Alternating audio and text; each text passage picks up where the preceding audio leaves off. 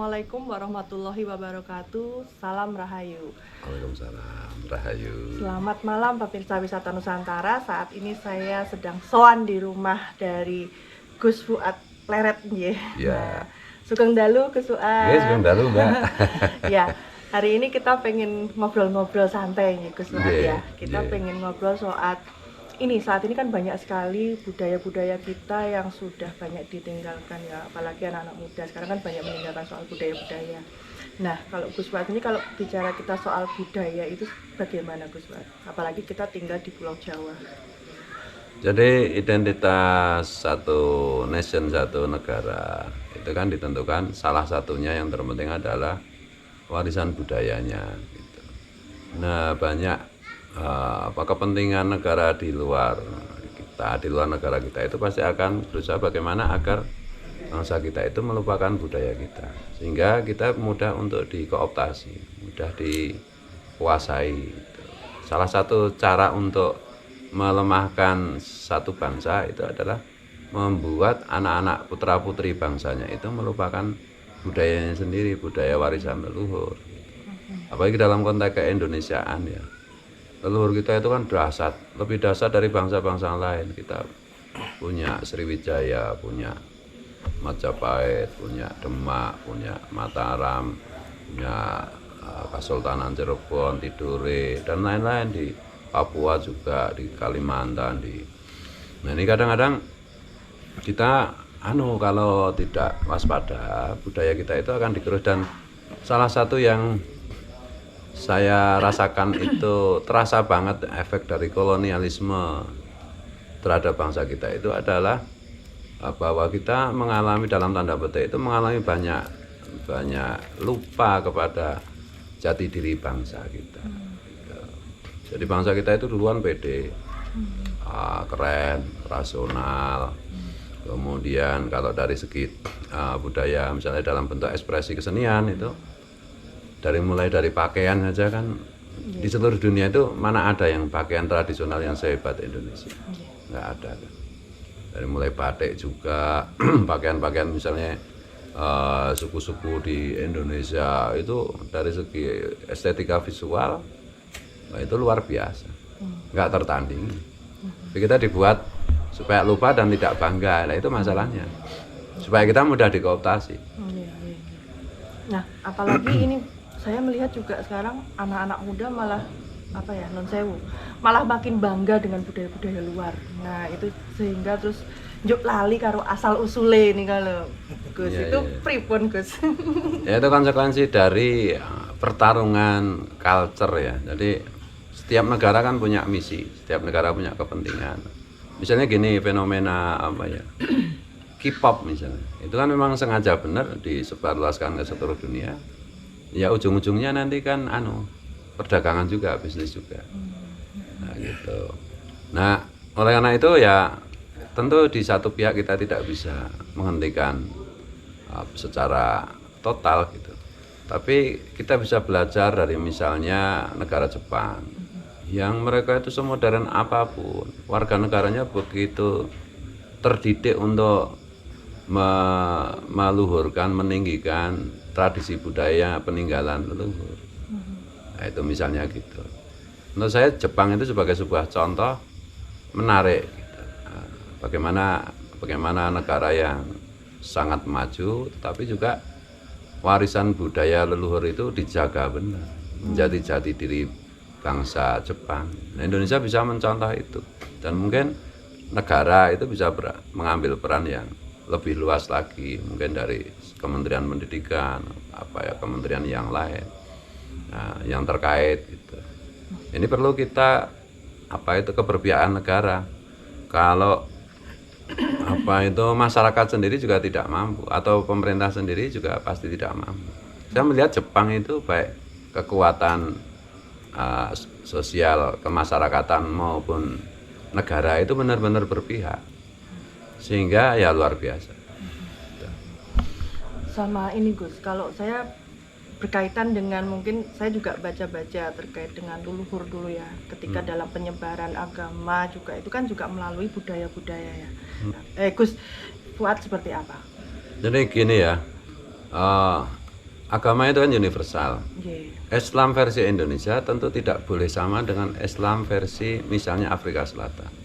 Kristen Indonesia tentu berbeda dengan Kristen di Inggris misalnya gitu. Karena agama itu nilai-nilai tertinggi yang sifatnya universal. Nah, budaya itu sebagai bagian dari cara menanggapi nilai-nilai universal itu. Nah, kalau dan itu sudah dibuktikan oleh Wali Songo bagaimana Islam itu dibawa Wali Songo dan kemudian dijadikan pilihan cara hidup mayoritas masyarakat Nusantara karena dengan pendekatan budaya, bukan dengan pendekatan yang lain. Nah, kita harus memahami itu ya. Kadang-kadang kan begini, Islam itu misalnya Islam itu adalah Arab, Hindu itu adalah India, enggak begitu.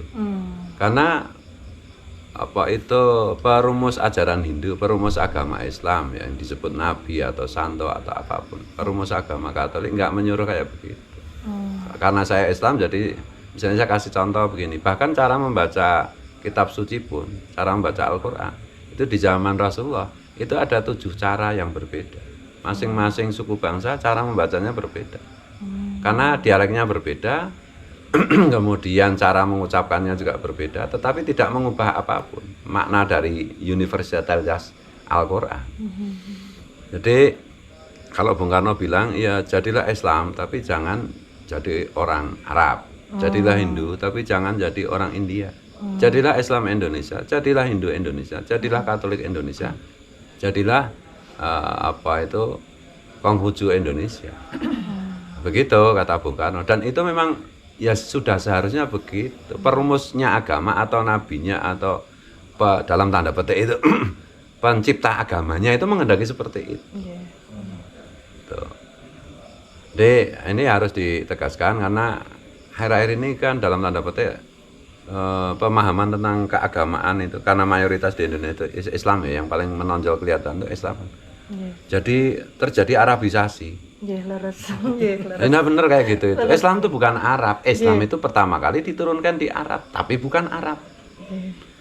Kalau mereka bilang bukankah Nabi itu pernah menyampaikan satu hadis, satu kalimat, artinya dia memuji beliau, Nabi itu memuji dirinya terkait dengan suku Arab.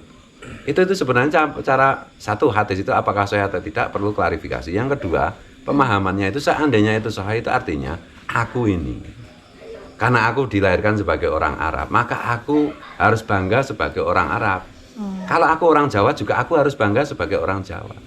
Jadi wahai orang Arab, banggalah kamu sebagai orang Arab. Bangga itu kan bersyukur. Orang Jawa banggalah kamu sebagai orang Jawa. Orang Afrika banggalah kamu jadi orang Afrika. Sama dengan misalnya hadis tentang Nabi itu kebiasaannya kalau puasa itu buka puasanya kalau enggak minum air putih yang pertama itu makan kurma. Nah, air putih atau kurma itu sesuatu yang paling mudah diperoleh dalam konteks Nabi berada. Nah, kalau di Jawa ya selain air putih, ya mungkin apa yang paling gampang kan itu. Kalau di Magelang itu rambutan ya rambutan. Seandainya Rasulullah itu ada di Magelang, ya itu air putih atau rambutan, air putih atau misalnya air putih atau gorengan, yang paling gampang gitu loh.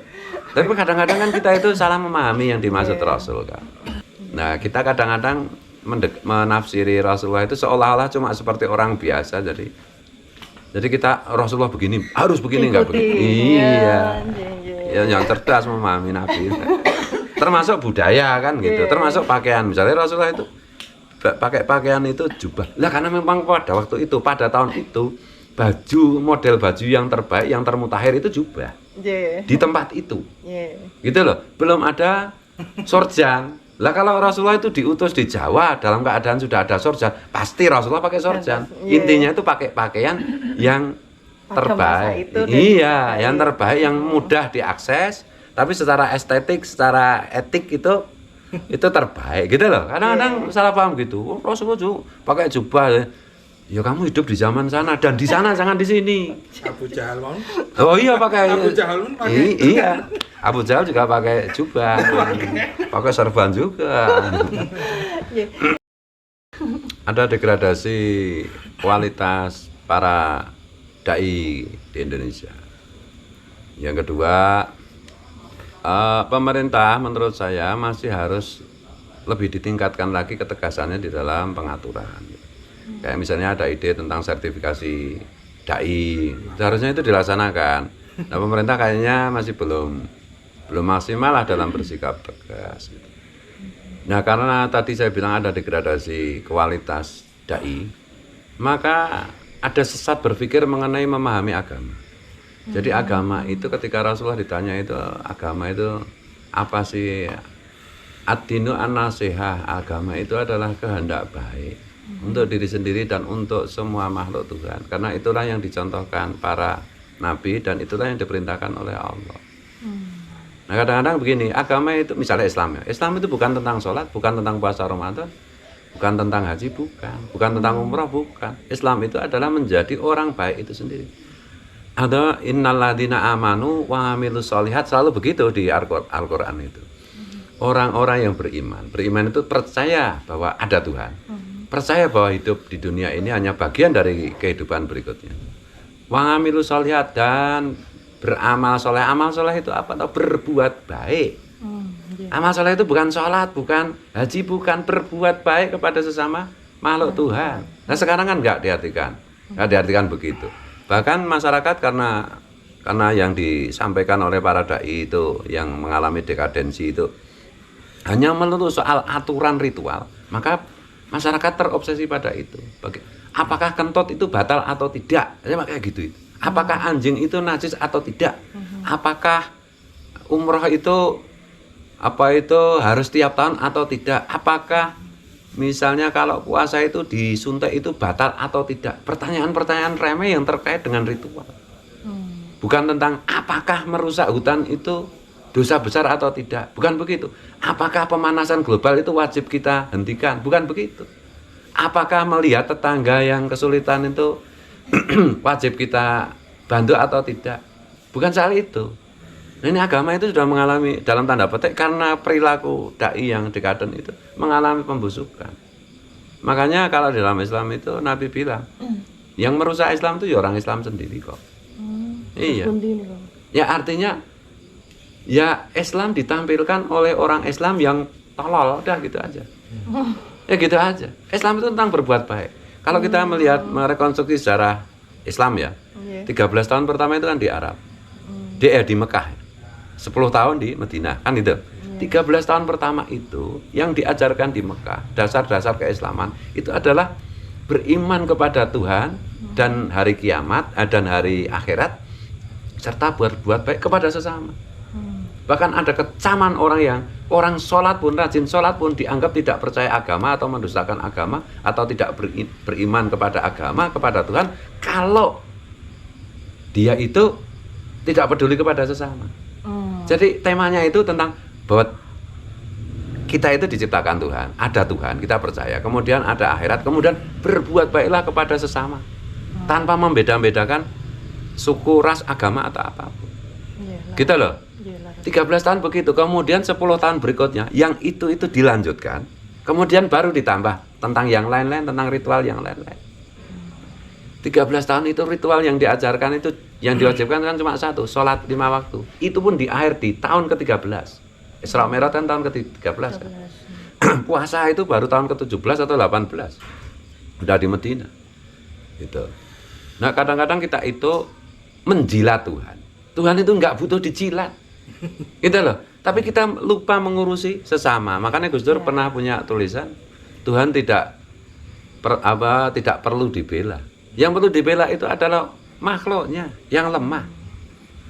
Itulah agama. Dan tidak perlu itu maksudnya tidak butuh gitu loh. Tuhan tidak butuh dibela. Kita mau ritual, mau tidak mau sholat, kita sholat, semua makhluk Tuhan sholat, menyembah Tuhan, juga nggak menambah kemuliaan Tuhan. Kita tidak ada, semua makhluk Tuhan tidak ada yang menyembah Tuhan, tidak mengurangi kemuliaan Tuhan. Tapi Tuhan memerintahkan kita, kalau kau menyembah aku, kalau kau berritual kepadaku, buktikan bahwa kamu melayani makhlukku. Karena ini jahilun fil ardi khalifah, aku akan menjadikan manusia khalifah, penggantiku, wakilku untuk mengurusi, menjadi alatku untuk mengurusi makhlukku. Jadi ini tentang kepedulian apa itu hidup bersama. Dan semua agama saya yakin, karena saya juga pernah menganut macam-macam agama kan, pernah gitu dalam periode hidup saya. Intinya itu tadi, menjaga hidup bersama, menjaga kebersamaan, mensyukuri kehidupan, melestarikan kehidupan. Gitu loh, wala tufsidu fil ardh, jangan membuat kerusakan di muka bumi. Intinya itu di situ. Nah, sekarang kadang-kadang kan begini, apakah HAM itu sesuai dengan Islam apa tidak? Ya aduh ya Allah, ya pasti sesuai dong. Ya pasti sesuai dong. Ya gimana nih? Apakah teknologi itu sesuai dengan Islam atau? Ya pasti sesuai dong. Karena itu perintah Islam. Islam itu adalah kualitas. Mengenai bagaimana berpikir rasional, menjaga kualitas, meningkatkan kualitas kehidupan bersama-sama. Umat manusia. Iya. Terus saya mau tanya ini. Saya pernah dengar itu entah di hadis atau di Al-Quran, kita itu malah justru dihargai sebagai manusia yang berbudaya. Itu terus pun ini, Gus. Maksudnya begini, Quran kan menuliskan, Tuhan berfirman bahwa memang Tuhan itu menciptakan manusia berbangsa-bangsa dan bermacam-macam agama dan keyakinan. Lita arofu, supaya saling mengenal, supaya saling belajar, supaya saling menjaga, gitu. Nah, karena dengan hanya hidup bersama, saling menjaga, saling mengenal itu, kalau mengenal kan nanti menyayangi, maka kita bisa menciptakan surga di bumi ini, gitu loh, cerminan surga di bumi ini. Tapi kan dalam sepanjang sejarah itu mau politik, mau budaya, macam-macam, itu dijadikan alat oleh sekelompok oknum tokoh agama untuk kepentingan kelompok, untuk kepentingan sektarian. Itu masalahnya. Maka sampai hari ini pun masih ada debat antar agama satu dan yang lain. Loh, apa itu? Gunanya itu apa? Saya mau tanya. Gunanya itu apa? Bukankah semua agama mengajarkan bagaimana mari kita hidup bersama? Bukankah semua agama itu ada karena dikehendaki Tuhan? Sebagaimana bangsa itu beragam-ragam, itu dikehendaki Tuhan. Mari kita saling belajar, saling menyayangi, saling memahami. Nah, di situ budaya kita, budaya Nusantara itu amat sangat kental di situ. Sebelum rusak karena strategi kolonialisme dengan membagi kelas itu loh. Ada kelas Eropa, kelas 1, ada kelas selain pribumi kayak India, kayak Yaman yang jadi alatnya itu, ada Habib-Habib. Itu kan kelas 2. Nah, pribumi di paling bawah. Anjing dan pribumi dilarang masuk. Supaya mental kita sebagai pribumi itu jatuh bener. Dan hari ini memang masih terasa. Bener-bener kita itu nggak sepede dulu lah. Jadi kalau misalnya kita lihat relief-relief candi zaman Majapahit, zaman Sriwijaya, orangnya kan begini. Semua kan begini. Percaya diri bener. Mau raja, mau rakyat biasa, percaya diri bener. Nah, sekarang kan sebagainya. Inje kan itu. Oh, menunduk ya, merunduk. Iya, nggak percaya lagi pada dirinya. Karena memang secara mental kita terus-menerus dihabisi. Nah, oleh karena itu kita harus hentikan itu. Maka saya selalu memperjuangkan mengenai kesetaraan. Karena hanya dengan kesetaraan itu kita akan muncul rasa percaya diri kita. Bangsa ini akan menjadi lebih besar lagi. Tetapi tentu saja kekuatan-kekuatan negara lain, kepentingan-kepentingan negara lain berkepentingan untuk jangan sampai bangsa kita itu bangkit. Karena diprediksikan dalam hitung-hitungan secara rasional ilmiah bahwa bangsa kita itu nanti mungkin 50 tahun lagi akan menjadi bangsa yang 3 terbesar lah. Nah, ini kan negara-negara kan gimana caranya agar itu tidak terwujudkan. Terus untuk ini, Gus, untuk fenomena anak-anak muda sekarang ini yang istilahnya yang mereka itu suka main hijrah-hijrahan, kalau belajar agama itu kaku, apa-apa kalau belajar hadis atau soal apapun itu di agama itu terlalu kaku, dimakan mentah-mentah, itu kalau menurut Gus Fuad itu gimana, Gus? Ya sesat. Itu salah guru atau gimana? Ya salah guru. Salah guru. Ya, gurunya sesat. Kenapa saya bilang sesat? Dalam Islam itu ada kaidah begini, kita boleh beda pendapat, tapi jangan pernah mengkafirkan yang tidak sependapat dengan kita. Nah, kelompok itu kan suka mengkafirkan. Ya kan? Kalau nggak sama seperti kata gurunya, itu kafir. Kan itu? Itu Salafi Wahabi. Dan semua teroris itu setelah ditrace itu madhabnya itu Salafi Wahabi. Nggak ada yang di luar Salafi Wahabi. Semua teroris yang tertangkap itu ideologinya adalah Salafi Wahabi. Memang Salafi Wahabi itu tidak mengajarkan mengenai terorisme, tapi itu langkah pertama untuk menjadi teroris. Itu loh. Nah, itu kan si mantan ketum PBNU Kiai Said Agil Sirot berkali-kali menyampaikan hal ini juga.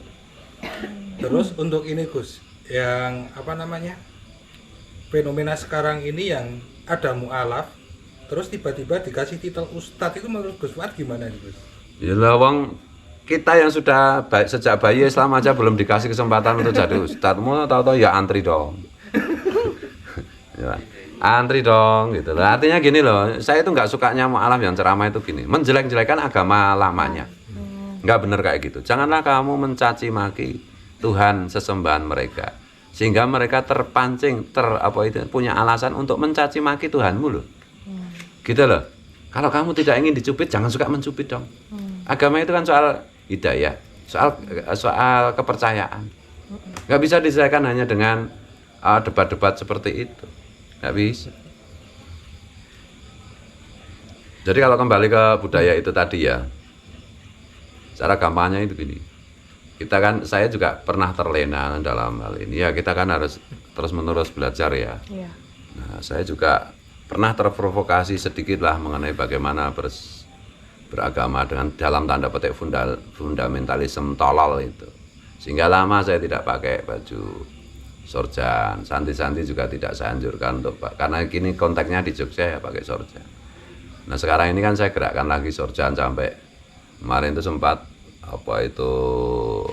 pabrik-pabrik sorjan di sekitar Jogja dan sekitarnya itu sampai kehabisan stok karena tren itu.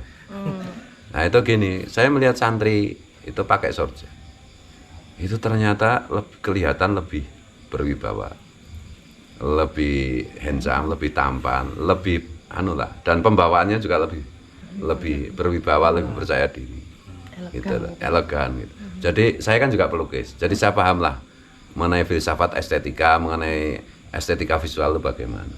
Itu memang ya dalam tanda petik itu kita pakai pakaian tradisional memang ngeri gitu. Yeah. Yang benar-benar berkelas gitu loh. Yeah. Kita jadi lebih berkelas gitu. Dan kita bangga dengan itu. Iya, ya jadi gimana? Nah, sama ini Gus, kalau misalnya gini ya, kan tadi kita bicara budaya ya, budaya. Nah, NKRI sekarang kan benar-benar jadi istilahnya perjuangan juga untuk kita ben orang sekarang tuh mau lagi kembali untuk menyukai budayanya aslinya. Ponakan saya aja dia tuh nggak tahu budaya Jawa itu apa tuh nggak tahu. Itu gimana caranya Gus? Apa yang harus kita lakukan sebagai ya istilahnya yang wis luweh senior lah gitu loh. Ya kita membuat podcast seperti ini kan salah satu ikhtiar, salah satu upaya. Kemudian ya tentu saja kalau saya itu ya yang penting itu ya negara itu harus mengambil keputusan. Harus mengambil keputusan, kalau enggak ya gimana. Makanya saya contohkan Jepang misalnya. Untuk memprovokasi pemerintah kita hari ini dan yang akan datang. Masa pemerintah Jepang aja bisa, kita enggak bisa. Nah, itu apa sih bedanya kita dengan Jepang? Jepang juga makan ikan, kita juga makan ikan kan gitu. Jepang makan nasi, kita juga makan nasi kan, sama aja, bersama-sama bangsa Asia, sama-sama manusia lah. Bisa kok, kenapa kita tidak? Nah, kepentingan politik yang pragmatis itu kita harapkan dari para pengambil kebijakan negara itu agak sedikit disingkirkan lah, jangan semua itu pertimbangannya hanya politik praktis gitu loh. Ini menjadi pemimpin itu kan harus membawa putra-putri bangsa Nusantara dengan visi masa depan yang lebih baik. Nah, salah satu basisnya itu adalah kebudayaan. Kalau ya sekarang aja tuh anak muda tuh pada nggak bisa loh bahasa Jawa itu. Bener-bener ponakan saya tak ngobrol bahasa Jawa ora mudeng. Ya kadang-kadang itu ya, tapi kita juga melihat di beberapa daerah misalnya ini Menteri Pendidikannya itu Nadiem Karim kan juga mau menghapus seragam, kemudian seragamnya itu diganti dalam 1 minggu berapa kali itu harus pakaian tradisional. Nah, itu menurut saya sudah mulai lah. Siapa yang tidak tahu dirinya maka dia tidak akan bisa menjadi hebat. Kalau di dalam tarekat itu man ngarofa nafsahu faqad ngarofa rabbahu. Hanya orang yang kenal dirinya sendiri, jati diri bangsanya sendiri yang akan mengenal Tuhannya. Tuhan itu sebagai sebuah maha atau sumber dari segala kualitas, segala kebaikan kan. Begitu juga kalau kita terapkan dalam perkembangan sebuah bangsa.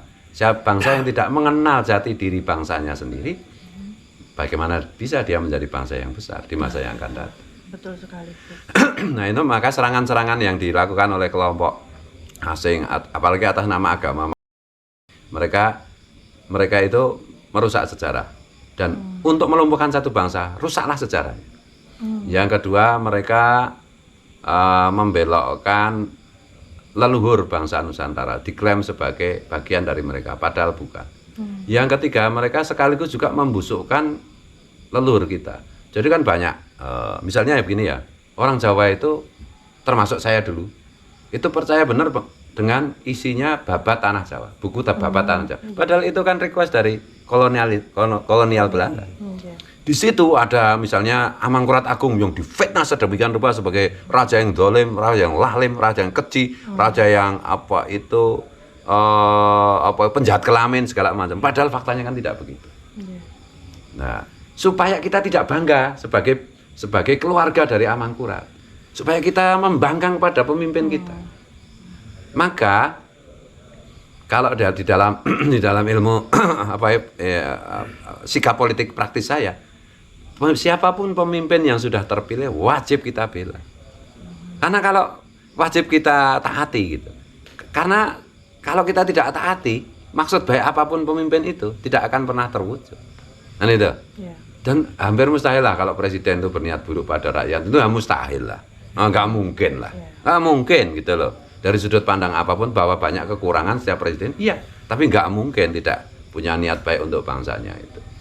Nah, begitu juga ketika kolonial Belanda itu. Jadi misalnya dulu zaman kerajaan, gimana caranya rakyat itu dikasih hoa-hoa bahwa rajamu itu kelakuannya kayak begini, bejat gini, supaya tidak patuh.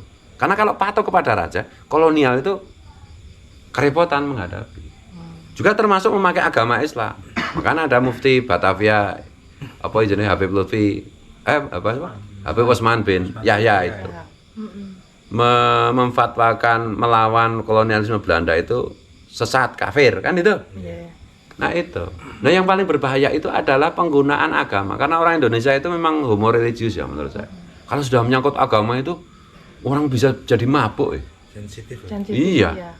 Dan ya kalau menurut saya itu ada baiknya juga kebijakan zaman Pak Harto itu yang begitu ketat membatasi dai yang tolol, yang merusak agama, untuk nggak boleh tampil. Nah sekarang kan nggak. Bocil-bocil aja tampil, ya kan? Nggak ngerti agama, waduh, nggak bisa membedakan antara realitas dengan metafor aja ngomong, bahwa di surga nanti, daripada telanjang bulat, kayak gitu tuh, ya tuh. Nabi itu dulu kalau orang kafir itu dihadapi harus disikat, dimanapun kamu ketemu bunuhlah. Ya Allah.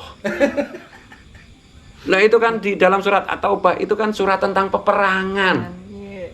Nggak ada perang, nggak ada apa-apa, gimana sih?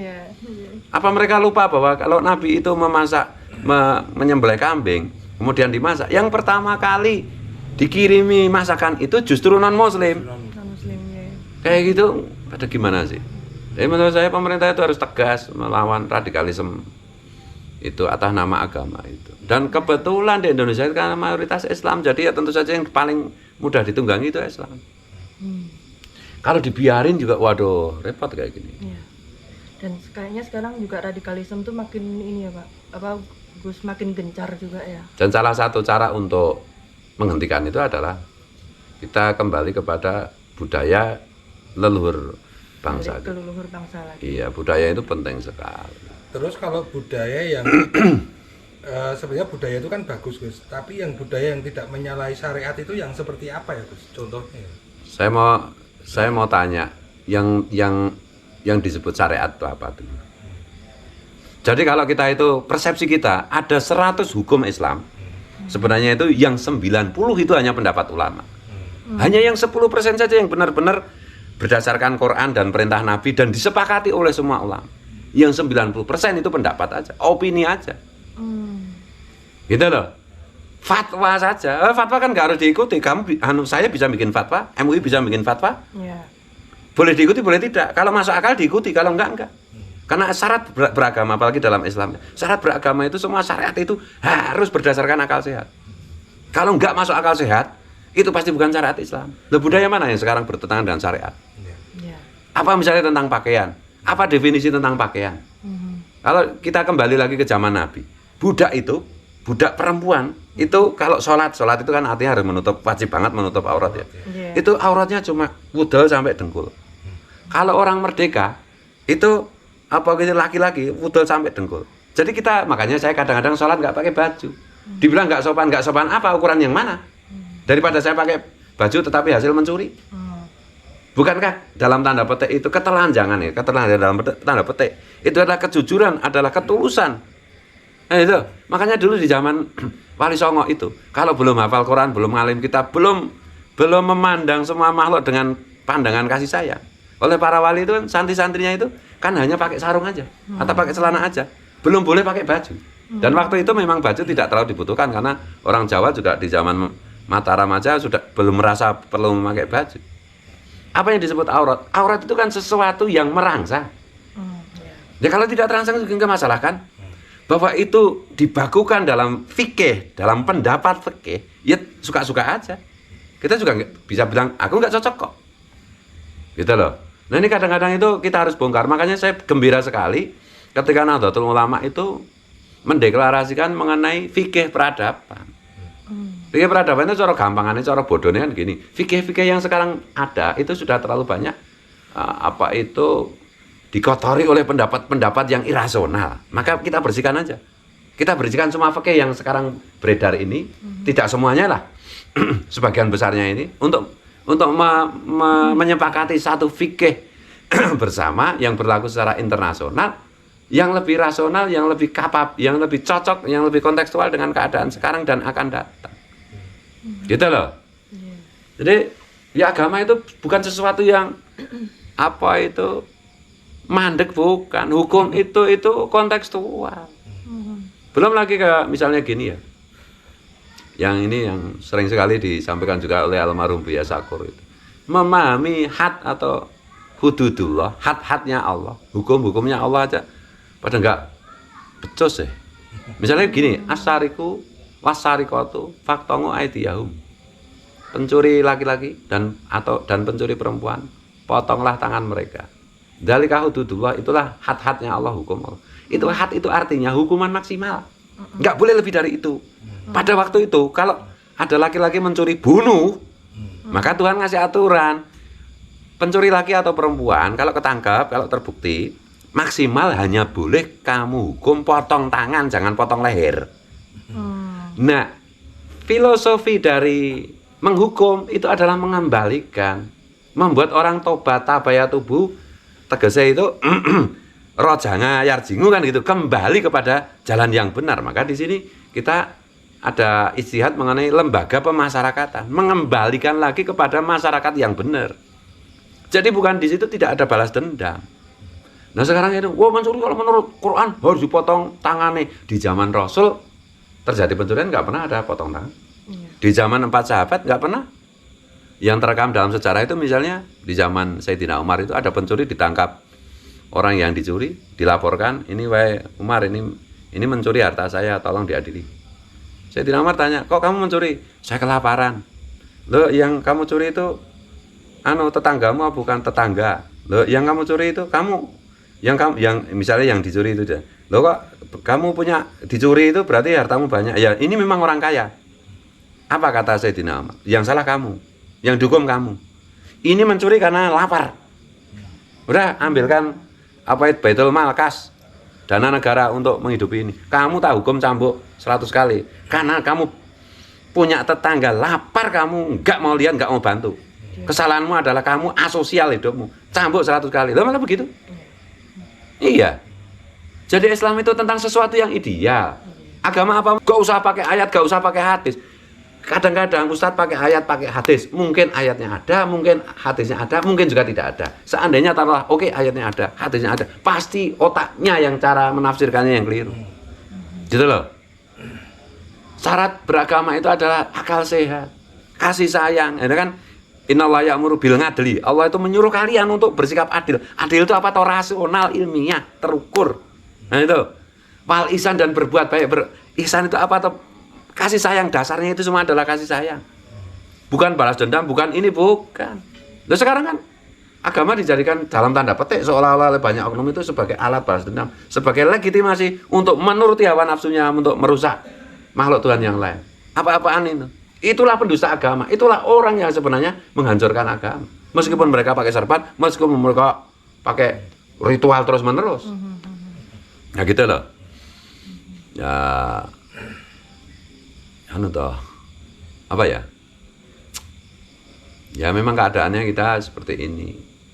Dan ya kita berharap pada negara lah untuk ini. Gus, ini sekarang ini kan fenomena ustadz dadakan baru mualaf sudah dikasih titel ustadz atau ulama.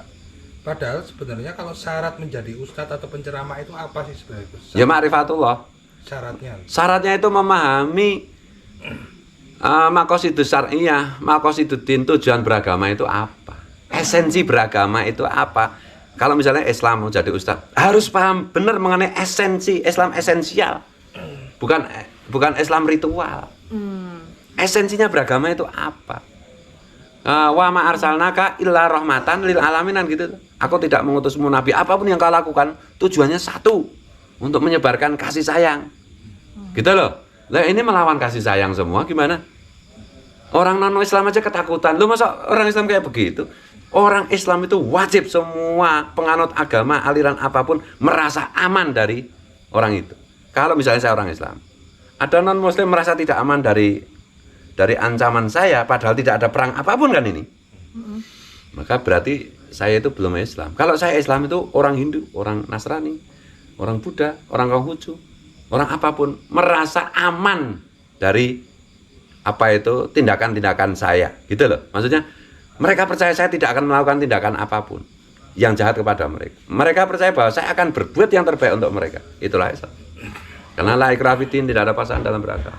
Padahal setahu saya itu kalau syarat menjadi ulama itu mondok 10 tahun pun belum cukup ya. Oh, belum tentu.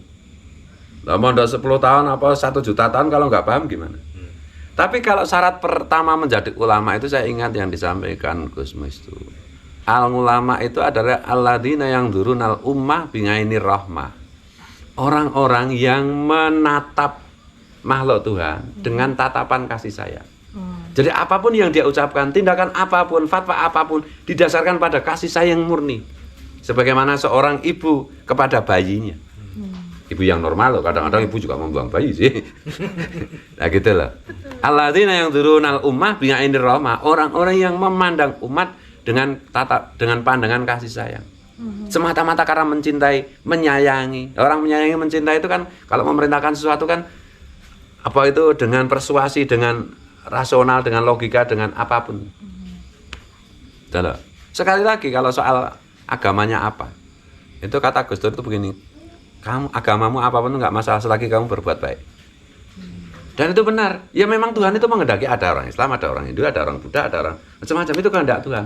Yang menjadi apa itu kesepakatan kita bersama itu, mari kita sama-sama berbuat baik, tidak saling mengganggu, saling melindungi, saling menjaga, saling berkasih sayang, hidup bersama, toleransi, ya gitu. Nah budaya kita sangat-sangat penuh dengan itu. Bhinneka Tunggal Ika itu kan sejak Majapahit. Zaman Majapahit sudah ada Islam, sudah ada apapun. Kita bahkan bisa menerima ateisme. Bukan berarti saya membela komunisme, bukan loh. Ya. Tapi di sejarah kita, di budaya kita, itu penguasa-penguasa itu bisa menghargai agama apapun. Masyarakatnya juga begitu. Zaman Demak, bahkan yang disebut dengan kesultanan Islam itu bisa memberi tempat dan melindungi apapun agamanya. Gitu loh. Tapi kadang-kadang oleh sejarah yang dibuat kolonial seolah-olah apa itu Majapahit dihancurkan oleh Demak, peperangan gini, enggak ada. Di bangsa kita, di sejarah bangsa kita enggak pernah ada peperangan atas nama agama. Leluhur kita enggak pernah eksploitasi agama untuk kepentingan politik, enggak. Secara perang-perangan antar orang umat beragama, enggak. Kalau di dalam agama sendiri mungkin ya. Ya kan? Tapi kalau misalnya Islam menggunakan keislamannya untuk melawan, enggak pernah. Beda dengan di negara-negara lain.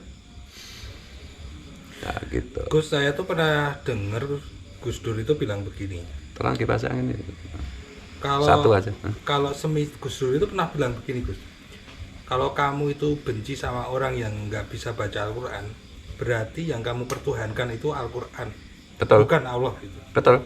Ini menurut Gus Fuad pripun? Sangat betul. Sangat betul itu. Sangat betul. Jadi kita itu kalau dalam kitab hikam kan banyak min ngalamatil iktimad dan seterusnya itu loh, kalimat pertama itu loh. Itu artinya begini, kalau orang itu banyak orang itu menyembah sholat, banyak orang itu menyembah haji, banyak orang itu menyembah perbuatan baiknya, tapi tidak menyembah Tuhan. Artinya begini,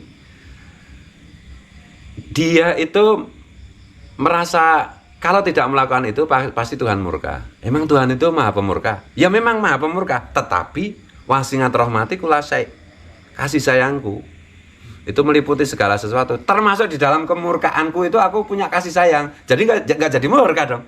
Iya. Jadi Tuhan itu mau maha pengasih, mau kita itu menyembah mau tidak, itu Tuhan maha pengasih, dah titik. Yang kedua, Tuhan itu hanya mempersoalkan kalau kita berbuat jahat kepada sesama. Kalau dosa dengan Tuhan itu gampang lah, Tuhan itu maha pengampun. Guyonannya begini, nggak usah minta ampun aja pasti diampuni Tuhan, karena Tuhan itu maha pengampun, kan itu. Apalagi kita minta, kalau urusannya dengan Tuhan. Tapi kalau urusannya dengan makhluk Tuhan, itu Tuhan sudah kasih kriteria. Kalau kau jahat sama makhlukku belum memaafkan kamu, aku nggak akan memaafkan. Tapi kalau kau misalnya durhaka kepadaku, ya udah kamu minta maaf, tak kasih maaf. Bahkan kalau kamu nggak minta pun tak kasih maaf lah, aku kan pemaaf, kan itu. Iya. Tapi kalau dengan sesama makhluk Tuhan nggak mau. Selesaikan dulu dong.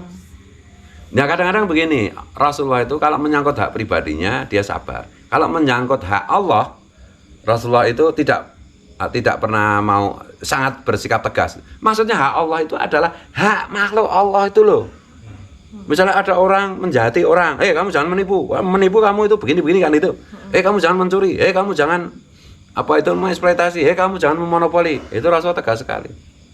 Celakalah kamu orang yang memperkaya dirimu sendiri, nggak memperhatikan. Tidak beriman orang yang tidur kekenyangan, sementara ada tetangga nggak bisa tidur karena kelaparan. Nah, gitu. Itu yang namanya hak Allah, itu hak makhluk Allah itu loh maksudnya Ki. Ya. Nah, kadang-kadang kalau Rasulullah itu kalau menyangkut hak Allah, kalau kamu nggak sholat tebas loh, edan itu. Gila itu. Sholat macam-macam urusan pribadi. Iya, mau sholat mau enggak, terserah orang. Iya. Ya kan gitu toh. Nah yang dilawan itu kalau orang melarang orang lain sholat. Iya. Kan gitu. Kalau mau sholat mau enggak, emang urusan pribadi dia kan.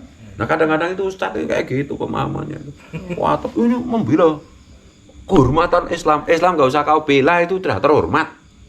Ini namanya menghina Al-Quran. Yang menghina Al-Quran itu kamu itu, bukan orang yang non-Muslim yang misalnya menginjak Quran. Dia non-Muslim menginjak Quran ya wajar karena dia nggak percaya Quran. Tapi kamu bersikap irasional, kamu bersikap radikal, kamu bersikap intoleran, kamu bersikap tidak santun, kamu bersikap nggak bermutu kayak gitu, itulah yang merusak Islam. Karena orang di luar Islam akan berpersepsi, oh Islam itu cuma kayak gitu, kan itu. Ya, iya. Nah semua agama itu hanya bisa dirusak oleh penganutnya sendiri, yang konyol. Gitu loh. Sedikit membela Islam, bela agama, telek mencret. Nah itu loh. Kamu tuh bukan sedang membela agama, kamu sedang meruntuhkan agama dengan sikap-sikapmu kayak begitu. Iya.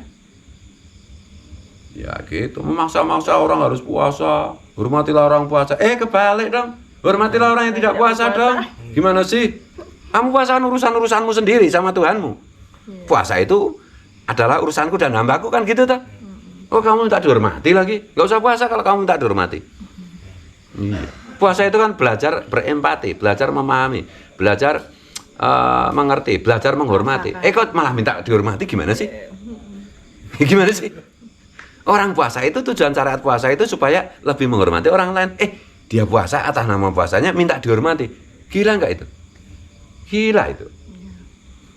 Gitu. Jadi kita itu kadang-kadang gini ya, kadang-kadang itu ustadz yang bego itu ngajari kita itu tegang dalam beragama. Karena tegang beragama, kita jadi malah luput memahami pesan agama. Gus, mungkin ini sedikit saya agak sedikit melenceng mungkin ya.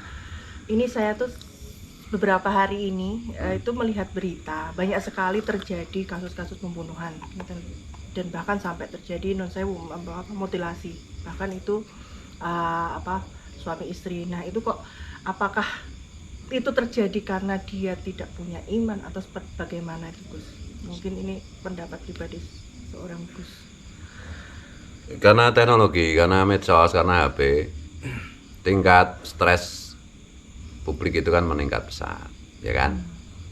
Jadi orang namanya juga stres, kan pasti tidak stabil itu yang mudah terprovokasi, mudah melakukan tindakan-tindakan yang di luar batas kan. Yang kedua, agamawan yang beredar tidak mampu menjadi obat, tidak mampu menjadi dokter untuk stres itu. Kalau Imam Ghazali mengatakan seorang ulama itu ibarat seorang dokter, harus memberi resep sesuai penyakit. Penyakitnya masyarakat kayak gini ini yang diajarkan tentang marilah kita banyak-banyak umroh, marilah kita banyak-banyak sholat tahajud. Gimana? Nggak memberi solusi. Jadi ya sekali lagi itu termasuk kesalahan saya sebagai seorang kiai, ya, seorang dai gitu. Kenapa saya tidak bisa memberi banyak harapan, tidak bisa mengobati banyak anggota masyarakat yang sekarang secara umum dilanda stres gitu. Jadi ya gimana wong saya aja kalau tiap hari, kalau seharian HP itu bawaannya kan toh sensi kan, apa-apa sedikit mau marah, mau apa kan itu. Apalagi semua orang kan sekarang begitu. Nah ini dibutuhkan ya banyak hal gitu ya. Dan menurut saya itu saya tidak kaget, bukan berarti saya membenarkan, enggak. Saya tidak kaget karena sebab-sebabnya terlalu banyak sehingga akibat-akibatnya ya masih kayak gini aja, masih lumayan lah. Di Indonesia itu paling satu orang bunuh satu orang kan gitu. Di Amerika ada pelacur nembak orang. Ya kita itu masih inilah. Masih lah. Meskipun itu bukan berarti kita membenarkan ya.